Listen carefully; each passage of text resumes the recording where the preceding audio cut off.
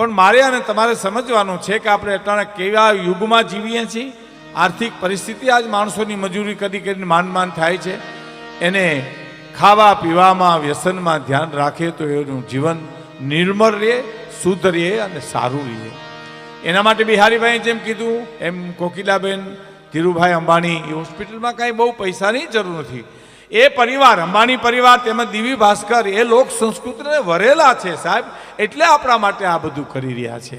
લોક સંસ્કૃતિ એટલે મને નાગપુરમાં એક ભાઈ પ્રશ્ન કર્યો તો સંસ્કૃતિ બહુ બોલો. મને કે તમે સંસ્કૃતિ એટલે હું? મેં કીધું ભૂખ લાગે ને ખાવું પડે ને પ્રકૃતિ કહેવાય. ખાધા પછી જો પડીકી લેવી પડે તો વિકૃતિ કહેવાય. અને થાળીમાં એક રોટલો પડ્યો હોય ને અતિથિ આવી જાય ને પોતે રોટલો ખવડાવી દે ને એ એમનેમ કાઢી નાખે દિવસ, એને સંસ્કૃતિ કહેવાય છે.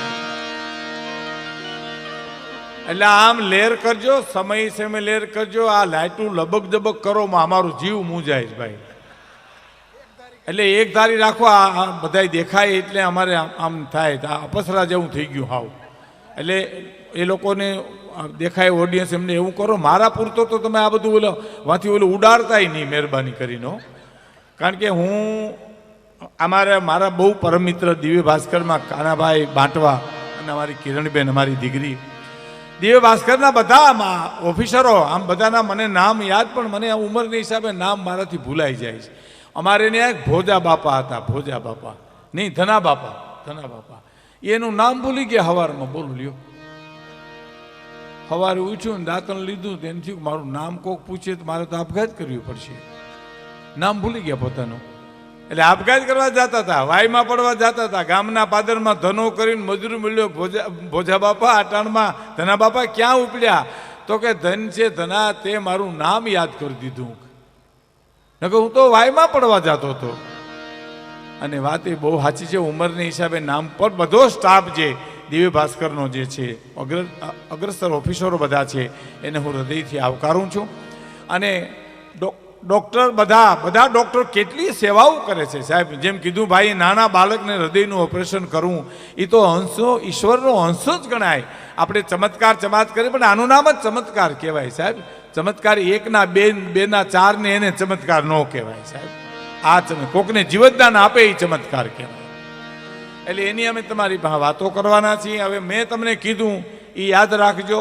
જળ શ્રી કૃષ્ણ એટલે જળનો બચાવ કરજો અને શરીરનું ધ્યાન રાખજો. ખાવું પીવું વ્યસનથી દૂર રહેજો કે જેથી કરીને આપણે સારું જીવી શકીએ. અમારા ડૉક્ટર ચાપડિયા સાહેબ મને એક દી કહેતા હતા કે ભીખુદાનભાઈ ભલે 40 વર્ષે મરી જાય પણ તંદુરસ્તીથી મરવું જોઈએ. આમ લેતા ન મરાય સાહેબ.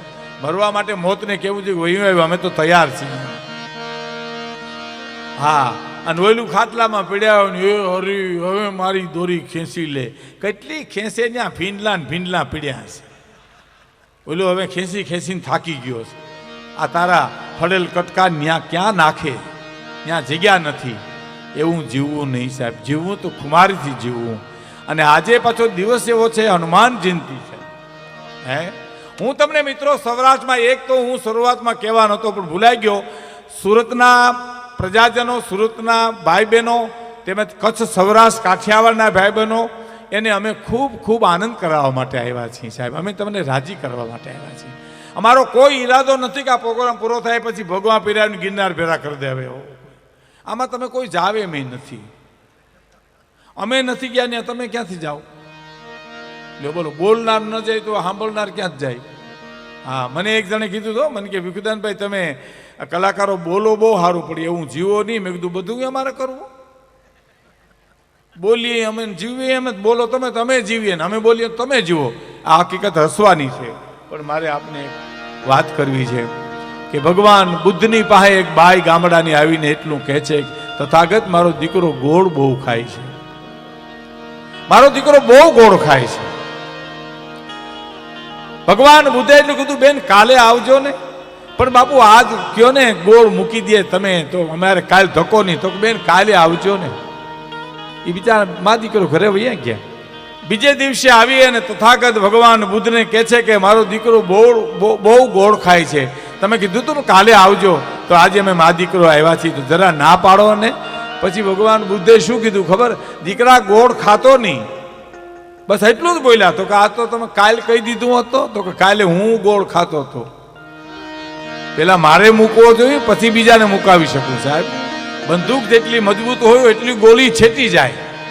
એમ જીવીને બોલો તો આ મોરારી બાપુ રમેશભાઈ જે બોલે છે ને એને અસર થાય એનું કારણ એ જીવીને બોલે છે માટે એની બંદૂક મજબૂત છે સાહેબ, એટલી ગોળી છેટી જાય. પણ કહેવાનો મારો અર્થ અમે તમને આનંદ કરાવવા માટે આવ્યા છીએ. લોક સંગીત, લોક સાહિત્ય તમે જેમ રાજી રહ્યો એમાં યુવાન વર્ગને ખાસ આ સમય એવો છે કે આટલા લોકગીતો ભૂલાઈ જાય છે. આ દુઆછંદ અમે વર્ષોથી આ દુઆછંદ ગાઈએ પણ ક્યાં કોઈને હજી હર હુજી જેમ અમે શું કહેવા માગીએ છીએ, કારણ કે અમને જ હજી સમજાણું નથી. અમારે તમને કેમ સમજાવવું? બિરલા હોલમાં બહેરભાઈ, લાખાભાઈ, દિવાલીબેન ને પ્રાણભાઈ ને અમે બધા મનુભાઈ ના ડાયરામાં જતા હતા. બિરલા હોલમાં મુંબઈમાં એક ભાઈ ખારસિંગનું એવડું પડીકું રાખીને બેઠો હતો. મને કે ભીખુદાનભાઈ લઈ જાઓ, તમે બધા કલાકારો સ્ટેજ ઉપર ખાઈ જાઓ. પણ મેં કીધું એટલી બધી ખારીસિંગ ખૂટે ભલામણ, અરે લેવા રહેવા દો. એક જ ખારીસિંગની રેકડી હતી, તમારી બધાની દયા થઈ ગઈ તો 2 રેકડી થઈ ગઈ. મેં કીધું એમાં અમારી શું દયા? તો તમે દુઆછંદ ગાવ ને ત્યાં સુધી બધા બાયરું ભાવમાં ખારીસિંગ જ ખાય છે. ભાઈ એ તો લંબાઈવા જ કરજો હો. મને કે હા મારે તો એવું હોય છે તો 3જી રેકડી થઈ જાય. પણ મેં કીધું અમારી રેકડીઓ ભાંગી જાય એનું હું?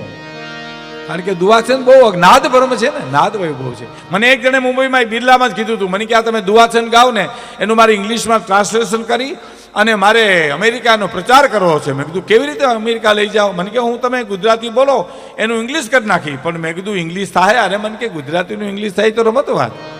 અને મારે એટલા માટે અમેરિકા પ્રચાર કરવો છે કે મેઘાણીભાઈ અમેરિકા ગયા નથી.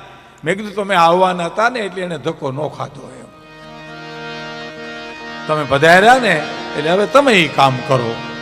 હા એમાં ભાઈ મેં બ્રહ્માનંદ સ્વામીનો એક છંદ રજૂ કર્યો. અમારા સ્વામિનારાયણ સંપ્રદાય એક કડી ગાયો કે સર સર પર સધરી અમર તરી અનુસર કર કર વરગર મેલ કરે હરિ હર સૂર્ય વર અચરી અતિ મન હર બર બરુર અતિ અરક ભરે નિરખત નર પ્રવર પરવર દણ નિર્જર નિકટ મુકુટ સિર સવર નમે એ ઘન રાવ પટ ખરર પરર પટ ગુગર રંગ પર સુંદર શ્યામ રમેજી રંગ પર સુંદર શ્યામ રમેજી રંગ પર સુંદર શ્યામ રમે તાઉદી તો એને માથા મારીને પણ ઇંગ્લિશ કર્યું હો સાહેબ.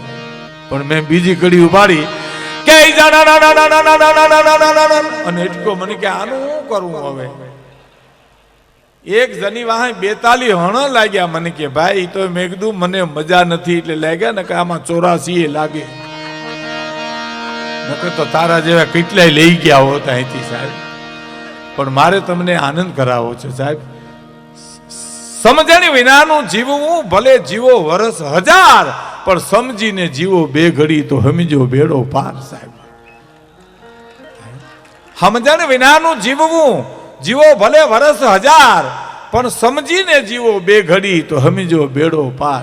અમારે જુનાગઢમાં એક ભાઈ ઘેરે મહેમાન આવ્યા ને એટલે ગરદની છોકરાને કીધું કે મહેમાન આવ્યા તો એના માટે બજારમાંથી કંઈક લઈ આવી તો આ રિક્ષા લઈ આવ્યું. બોલો હજી તો બિચારા આવીને બેઠા હતા હજી. અને આવી રિક્ષા ભૂર કરતી બિચારા બેહીને વૈયા ગયા ચા પાણી પીધા વિનાના. અને છોકરે પૂછ્યું કે હું કામ આવ્યા હતા? કે હગાઈ કરવા તને જોવા આવ્યા હતા. અને બિચારા સાયકલ લઈને હળી કાઢી પણ પછી હાથમાં આવે સાહેબ સમજણ વિનાનું જીવું ભલે જીવો વર્ષ 1000. હા અમારે જુનાગઢમાં એક ભાઈને મેં પૂછ્યું મેં તમારા બાપુજી શું કરે? મને કે અફસોસ કરે છે. અફસોસ? મેં કીધું શેનો કરે? મને કે અમે આવ્યા એનો. અમે મારા બાપુજી ત્યાં લઈ દઈને પધાર્યા એનો મારા બાપુજી અફસોસ કરે છે. 15 દી પછી એના બાપુજી મને મળ્યા. મેં કીધું દીકરા કેટલા? મને કે 3 પણ ટબ્બા જેવા હો. બોલો ટબ્બા શબ્દ છે ને આપણો સૌરાષ્ટ્રનો જ છે. 12 ગાવે બોલી બદલે તરવર બદલે શાખા બુઢાપાના કેસ બદલે પણ લખણ ન બદલે લાખા. 12 ગાવે બોલી બદલી જાય સાહેબ. 12 ગાવે બોલી બદલી જાય. હા મહેસાણાની પાસે અમારો વર્ષો પહેલા પ્રાણભાઈ, લાખાભાઈ, દિવાલીબેન હું અમે પ્રોગ્રામ કરવા ગયા. બનેલી હકીકતો એના ઘરધણીએ જે અમારો પરિચય આપ્યો ને એ અમારા મગજમાંથી હજી નથી જાતો સાહેબ.